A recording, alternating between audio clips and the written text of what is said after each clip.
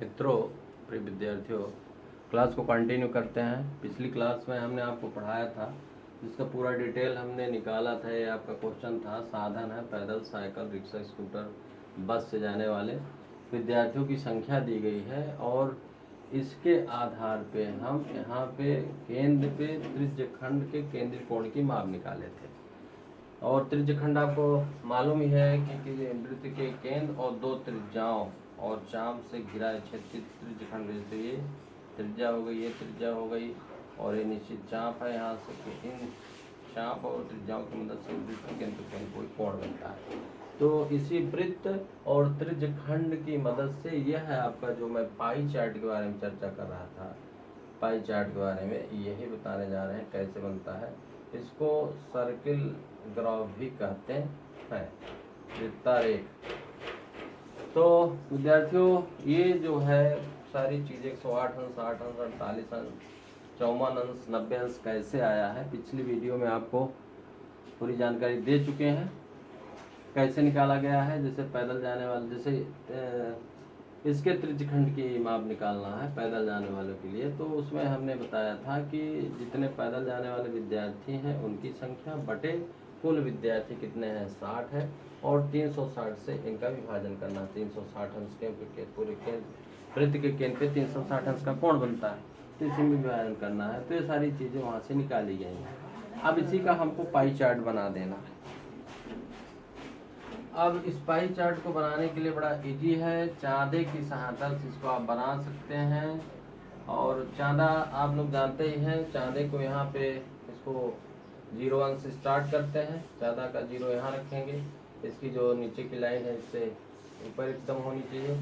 और यहाँ से उस चाँदे को रख के हम 108 अंश निकालते हैं, तो ये हो गया आपका 90 अंश। और 90 अंश से लगभग हम 18 अंश, इस 90 अंश से लगभग 18 अंश हम इधर लेते हैं, तो लगभग ऐसे आपका ग्राफ बनेगा। ये आपका नापेंगे एग्जैक्ट चाँदे से, तो आप सही बनाना है आपको। यहाँ 108 अंश का बना और यह 108 अंश का जो है ये पैदल जाने वाले का क्षेत्र बता रहा है, तो पैदल जाने वाले शिक्षार्थी इतना।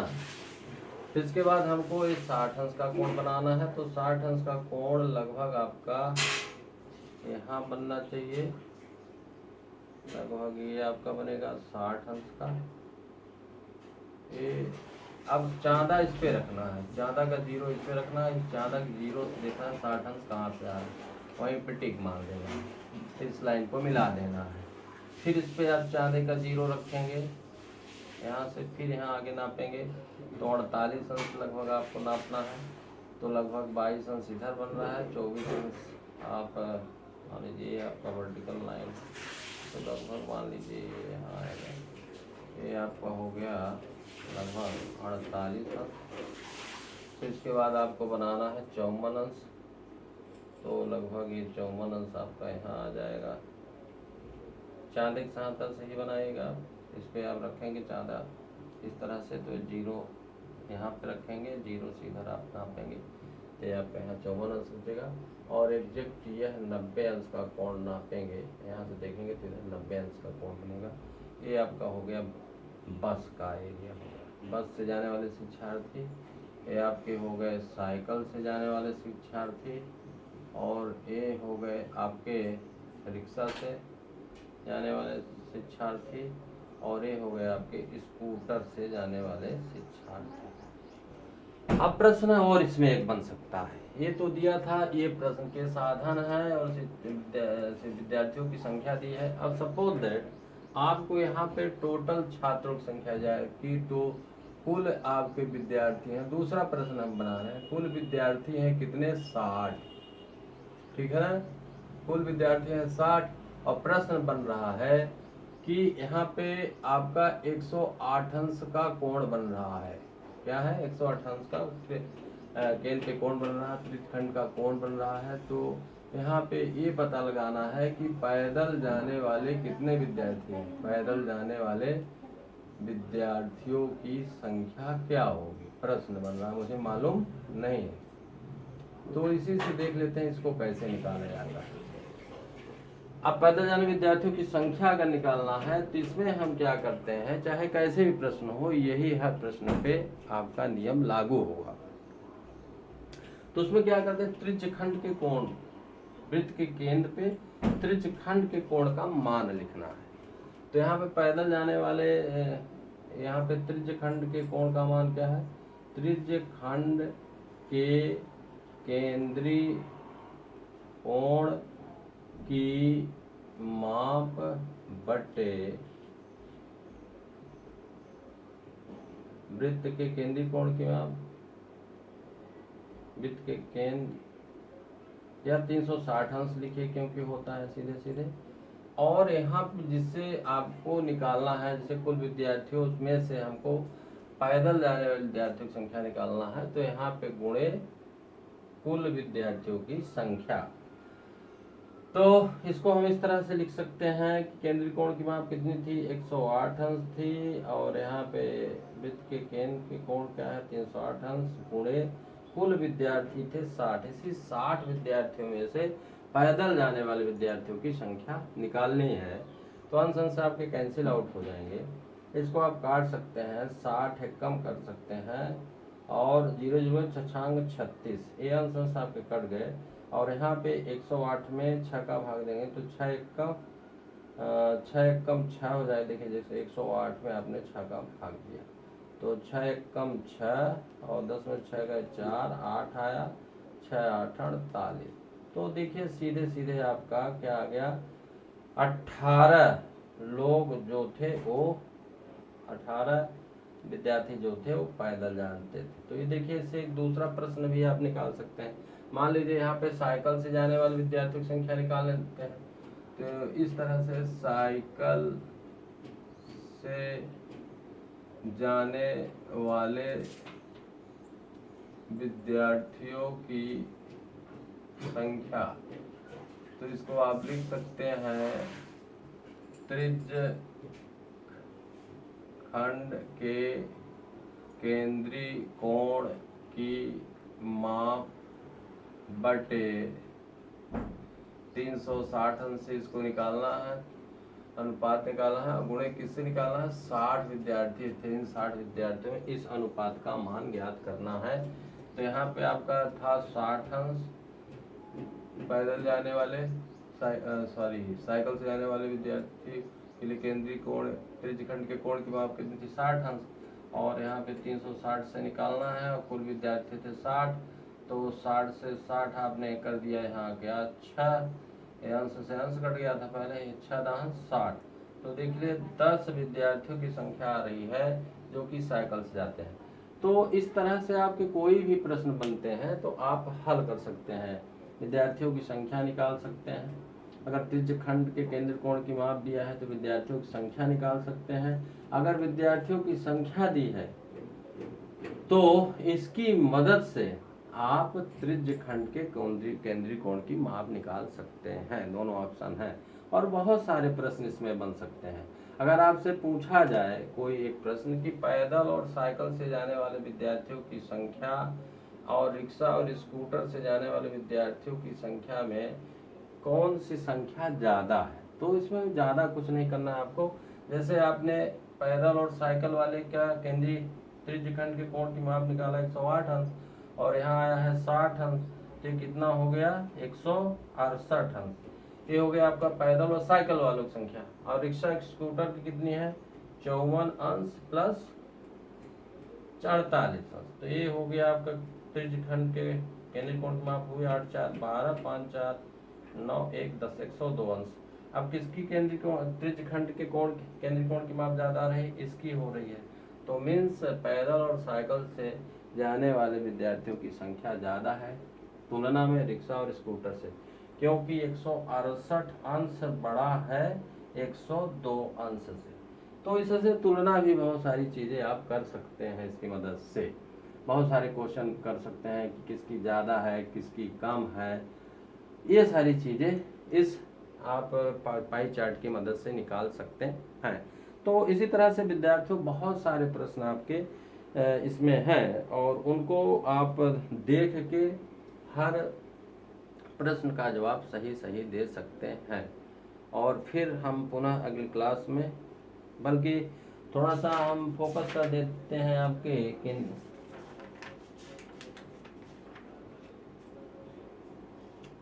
समांतर माध्य के बारे में चर्चा करते हैं। इसको आप जरूर करिएगा।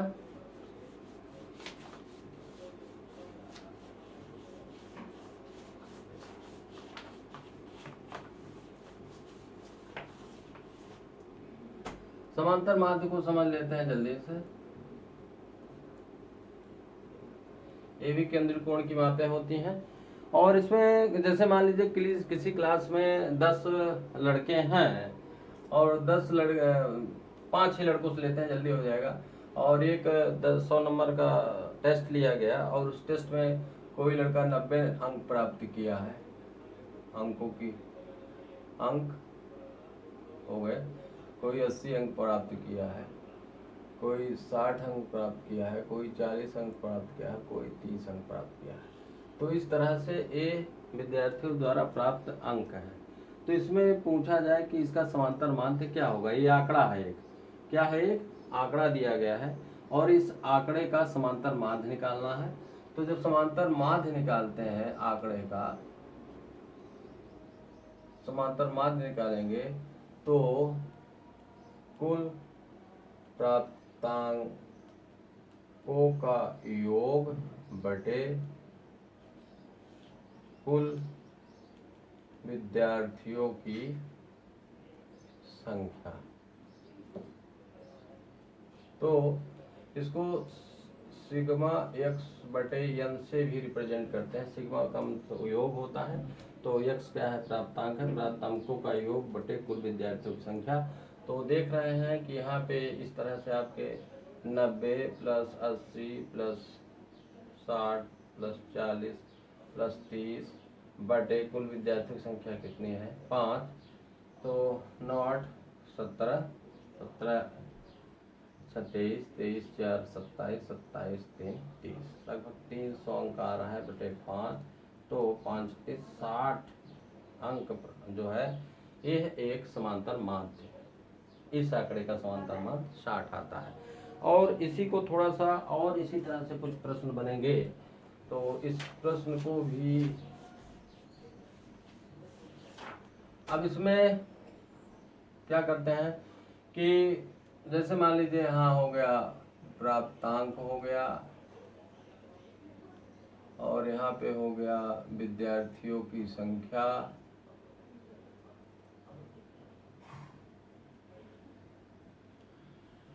अब विद्यार्थियों की संख्या मान लीजिए कोई भी, मान लीजिए हमने एक आंकड़ा दिया जिस आंकड़े में 10 अंक प्राप्त करने वाले करीब 3 विद्यार्थी है। तो कोई भी एक किसी भी आंकड़े में एक निश्चित मान जितनी बार आता है, तो उस आंकड़े में उस मान वो जो होगी उसकी बारंबारता होगी। अगर 3 बार आया है तो 10 अंक के लिए बारंबारता 3 होगी। तो एक मैं आंकड़ा बनाने जा रहा हूँ, एक समांतर माध्य में अगर विद्यार्थियों की संख्या एक ही अंक के लिए विद्यार्थियों की संख्या ज़्यादा है तो उसका समांतर माध्य हम कैसे ज्ञात करते हैं। तो मान लीजिए 10 अंक प्राप्त करने वाले 5 विद्यार्थी हैं, 25 अंक प्राप्त करने वाले 2 विद्यार्थी हैं, 30 अंक प्राप्त करने वाला 1 विद्यार्थी है, 40 अंक प्राप्त करने वाले 2 विद्यार्थी हैं और 50 अंक प्राप्त करने वाले 4 विद्यार्थी हैं। तो इस आंकड़े का आपको समांतर माध्य ज्ञात करना है, तो बड़ा इजी है। अब देखिए ये फ्रीक्वेंसी हो गई, बारंबारता विद्यार्थियों की संख्या, क्योंकि 10 जो है यह एक निश्चित मान उस आंकड़े में 5 बार आया है। तो इस निश्चित मान के लिए 5 जो होगा उस आंकड़े में क्या होगी, उसकी बारंबारता होगी। 25 अंक जो है निश्चित मान है, कितने बार आया है, 2, तो 2 इसकी बारंबारता होगी, ठीक है ना। तो इस तरह से बारंबारता को भी हम समझ सकते हैं। अब इसका अगर आपको प्राप्तांक को अगर हम x से प्रेजेंट करें और इस आंकड़े का हमको समांतर माध्य ज्ञात करना है, तो बड़ा ही इजी नियम है, देख लेते हैं। इसमें क्या करते हैं कि हम यहाँ पे f और इंटू x इन दोनों का गुणनफल ज्ञात करते हैं। तो इस तरह से अगर करते हैं तो देखिए जैसे मैं इसका निकालूंगा तो हो जाएगा 5 गुणे 10, 5 गुणे 10, तो 5 गुणे नहीं सॉरी 5 बारंबारता है और 10 प्राप्तांक है, तो ये हो गया 50। अब इसका निकालेंगे तो ये हो जाएगा 2 बार फ्रिक्वेंसी है और कितने अंक है 25, तो हो जाएगा 25 गुना 50। अब यहाँ पे कितना है 30 है, एक बार आया है तो ये हो जाएगा 30 एकम 30। ये आपका 2 बार आया है और अंक कौन सा है 40, तो हो जाएगा 40 दूनी 80। और ये आपका 4 बार आया है 40 गुणे 50 और 5 चौको 20। अब यहाँ पे हम क्या करते हैं, ये फ्रिक्वेंसी है तो इसका योग करते हैं, सिग्मा एफ यहाँ से निकालते हैं और यहाँ पे हम सिग्मा एफ एक्स निकालते हैं। जो फ्रिक्वेंसी और निश्चित मान का गुणनफल है उसका योग कर लेते हैं। यहाँ फ्रिक्वेंसी जो है बारंबारता का योग कर लेते हैं तो देखते हैं कितना आता है। 5 2 7 7 1 8 8 8 2 10 10 4 14। यहाँ पे हमने किया, इसको जोड़ा तो 0 0 0 हो गया। फिर 8 8 2 10 1 11 11 5 16 16 5 16 5 21 1 हो गया, हाँ लगा 2 और 2 2 4 410 हुआ।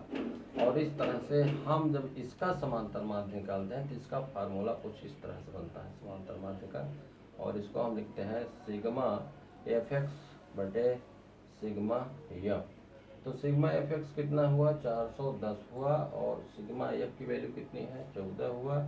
और इसको और काट सकते हैं, 2 दूनी 4 और 2 पंचे 10, 2 सते 14, 205 बटे 7 और 205 में 7 का भाग आप करते हैं, 7 दूनी 14 और 10 में से 4 गए 6 5 7 7 9 63 और यहाँ पे आपका बचता है 2, दशमलव लगाते हैं, गिरो लेते हैं, 7 दूनी 14, फिर यहाँ पे 6 आता है, 10 में 4 गए 6 और 7 7 8 56, लगभग आपका ये 29.28 प्राप्त होता है। तो इस तरह से कोई भी सवाल अगर ऐसे भी दिए हैं, निश्चित मान उसकी बहुत सारी बारंबारता दी गई है और उसका आपको समांतर माध्य निकालना है, तो सीधे फ्रिक्वेंसी और वो जो भी चीज़ दी रही है आपको प्राप्तांक है या जो तो नाप है, बहुत सारे क्वेश्चन बन सकते हैं।